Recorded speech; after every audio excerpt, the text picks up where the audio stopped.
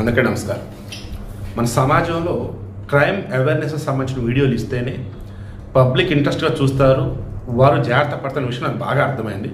ఈరోజు YouTube partner manager కూడా నాకు అదే చెప్పారు. దాంతో సెలెక్టెడ్ వీడియోస్ని ఇక మీద క్యారెక్టర్ సస్పెక్ట్ ఛానల్లో గతంలో ఇచ్చినంత హెవీగా కాకుండా ఇప్పుడు ఏదైతే తగ్గించాలో అంతగా కాకుండా మీడియం రేంజ్లో ఖచ్చితంగా అయితే ఇస్తాం. ఇటువంటి మూమెంట్లో ఒక ఇంట్రెస్టింగ్ కేసు 1 వీక్ బ్యాక్ అది మొత్తం రీసెర్చ్ చేసి పెట్టుకుని బట్ కుదరలేదు, ఇప్పుడు ఇస్తున్నాం. అదే కర్ణాటకలోని కొడగ జిల్లా దగ్గర కుశాల్ నగర్ ప్రాంతంలో ఒక మారుమూల పల్లె గిరిజన గ్రామం. సురేష్ అతని వయసు 40, మల్లిగే తన భార్య వయసు అరౌండ్ 34-36.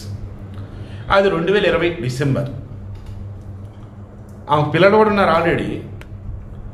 ఏమైంది అంటే ఒకసారి మనిషి కనపడలా. సురేష్ వెళ్ళి పోలీస్ కంప్లైంట్ ఇచ్చాడు. స్థానిక ఉన్నటువంటి పోలీసులు విచారణ చేస్తున్నారు. మీకు గతంలో చాలాసార్లు చెప్పా, భర్తకి సంబంధించిన విషయం పడి కేసు కనుక పెడితే ఫస్ట్ భార్యను అనుమానిస్తారు. భార్యకి సంబంధించి ఏదైనా కేసు కనుక వస్తే పోలీస్ స్టేషన్కి భర్తను అనుమానిస్తారు. అదే పిల్లల విషయానికి ఏంటంటే తల్లిదండ్రులను అనుమానిస్తారు. ఇదే చెప్పే చాలాసార్లు కొంతమందికి అర్థం కావట్లేదు. ఓకే, పాయింట్ వద్దాం. దెన్ మల్లిగా కనిపించట్లేదు, అదృశ్యమైంది ఏమైనా తెలియట్లేదు.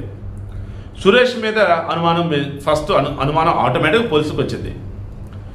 విచారణ చేస్తున్న మూమెంట్లో సురేష్ బ్యాడ్లా ఈ సురేష్ ఉన్నటువంటి గిరిజన గ్రామం చుట్టుపక్కల అడవి కొండలు కాబట్టి ఒక అస్థిపంజరం దొరికింది. గుర్తుపట్టడానికి అస్థిపంజరం ఉంది. ఇప్పుడు జై భీమ్ సినిమా గుర్తు తెచ్చుకోండి. ఇప్పటికీ మన వ్యవస్థ సిస్టమ్ ఎంత వరస్ట్గా ఉందన్నట్టు ఇది ఒక ఎగ్జాంపుల్. చోళులు, చాళుక్యులు, పాండ్యులు, విజయనగర రాజులు ఇవన్నీ కాదు, దిక్కుమాలిన వరస్ట్ అయినటువంటి పాశ్చాత్య దేశాల ఆ చట్టాలను వేరే పెద్ద భూతపద రాబాయి ఆ చట్టాలు తీసుకొచ్చి మనం చట్టాలు చేసుకొని చచ్చాం. దానివల్ల మన సిస్టమ్కి, మన యొక్క విధి విధానాలకి అది ఏమాత్రం సింక్ అవ్వట్లా. అది ఏమైంది, ఇరికించాలి ఇంక అంతే.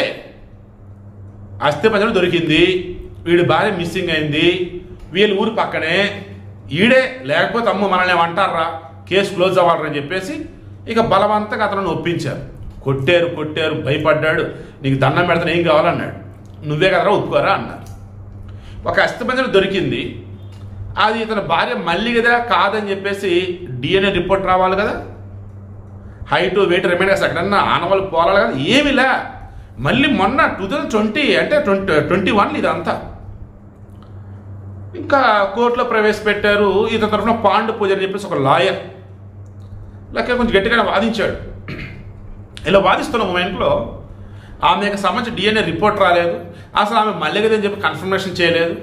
ఎలా అసలు అని చెప్పేసి అంటున్న మూమెంట్లో మొత్తానికి 2 సంవత్సరాల పాపం జైలులో మగ్గాడు. అప్పుడు బెయిల్ మీద బయటకు వచ్చాడు. బెయిల్ మీద బయటకు వచ్చాక ఏం చేశాడు, ఆరోపణలు ఎదుర్కొంటున్న వ్యక్తిగా ఇతను బెయిల్ మీద బయటకు వచ్చాడు. ఎందుకు, DNA టెస్టులు ఇవన్నీ చేస్తే ఆ బాడీ మల్లిగది కాదని తెలిసింది. ఆ బాడీ మల్లిగది కాదు, కానీ మల్లిగని చంపని చెప్పి ఇతను ఒప్పుకున్నాడు. బట్ మల్లిగ మరి ఎక్కడ ఉందంటూ తెలియదు. సో అందుకని బెయిల్ ఇచ్చి బయటకు పంపారు. ఇతను బెయిల్ మీద బయటకు వచ్చి చనిపోయిన శవం అది మల్లిగది కాదు, నా భార్య ఎక్కడో ఉంది, ఎదుకంటారా అని అన్నారు. వెతుకుతున్న మూమెంట్లో వారికి మొన్న మడిగేరలో ఈమె కనిపించింది. ఎవరితో, ఈ అందాల శిలక తన ముద్దుల ప్రియుడితో కనిపించింది. హోటల్లో టిఫిన్ చేస్తాం. ఆ విషయం సురేష్కి తెలిసిన వాళ్ళు చెప్పారు. అరే మీరు దాన్ని జాగ్రత్తగా వెంబడించండి రా, ఈలోపు మేము వస్తామని వెళ్ళారు, చూశారు, తీసుకొచ్చి పోలీసుకు అప్పచెప్పారు. వీళ్ళు తీసుకెళ్ళి కోర్టులో ప్రొడ్యూస్ చేశారు. రాంగ్ కేసు అని చెప్పేసి కేసు కొట్టేశారు. ఆమె మేజర్ నచ్చినోడితో ఉండొచ్చు, యాజ్ పర్ కోర్టులో వెళ్ళి ఎంజాయ్ చేసుకోమ్మా అన్నారు. మరి ఇతని సంగతి ఏంటి, 2 సంవత్సరాలు జైలు శిక్ష, కుక్కనున్నట్టు కొట్టారు జైల్లో అతను, అండ్ నరకయాతన అనుభవించాడు.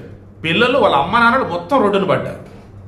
ఏంటి మరి కోర్టు ఏమని తెలుసా, సిగ్గు శరం బుద్ధి జ్ఞానం లేనటువంటి మన ఈ వ్యవస్థలో ముందు ప్రక్షాళన చేసింది కోర్టుల్నే.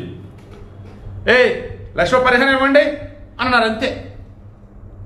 ఇప్పుడు కేసు పెట్టాల్సింది ఎవరి మీద, పోలీసుల మీద కదా. తప్పుడు కేసు పెట్టారు, వాళ్ళ మీద కేసు పెట్టాలి, లోపలేయాలి.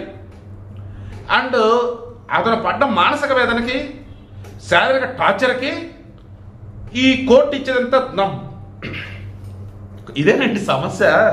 నాకు ఈ క్రైమ్ రిలేటెడ్ ఇస్తున్నప్పుడు కోపం వచ్చేసింది, తెలియకుండా పరకాయ ప్రవేశం చేస్తాను, ఇంక ఫ్లోలో వచ్చేస్తాను. ఈ మధ్య కంట్రోల్ చేసుకోవాలి. ఓకే, ఎంత ₹1,00,000 ఏం సరిపోతాయి? 5 కోట్లు నాకు డబ్బు ఇవ్వండి, పోలీసు మీద కేసు పెట్టండి అని అన్నాడు. దెన్ కర్ణాటక ప్రభుత్వం జడ్జిలు వీళ్ళందరి గురించి దీని మీద ఆలోచిస్తా పోతా ఉన్నారు. ఇది ఇప్పుడు జనాల్లోకి వచ్చింది. ఎందుకు? ఇప్పటికైనా పేదోడైనా డబ్బున్నోడైనా గిరిజనుడైనా ఎవరైనా కానీ మీరు ఒక కేసులో కనుక ఇరుక్కున్నట్టయితే, లేదు ఒక కేసులో కనుక మిమ్మల్ని ఎవరైనా అరెస్ట్ చేసినట్టయితే మీరు ఎక్కడ భయపడద్దు. తప్పు చేయనట్టయితే ప్రతిదీ కూడా చట్టంలో ఉన్నటువంటి దానిని వాడుకొని మీరు తప్పు చేయని ప్రూవ్ చేసి బయటికి రండి. పోలీసులు కొడుతున్నారో తప్పదని అనుకుంటే ఒప్పుకోండి, బట్ కోర్టులో జడ్జి ముందు మాత్రం నిజం చెప్పేశాడు. గుళ్ళ కుట్టు కొడుతున్నారు ఒప్పుకోమని, తట్టుకోలేక ఇప్పుడు చెప్తున్నాను స్వామి అని చెప్పేశాడు. అండ్ లాయర్లు జడ్జిలు మీకు దండం పెడుతున్నా స్వామి, జడ్జిలు మిమ్మల్ని దేవులుగా భావిస్తున్నా, లాయర్లు మిమ్మల్ని దేవతలుగా భావిస్తున్నా.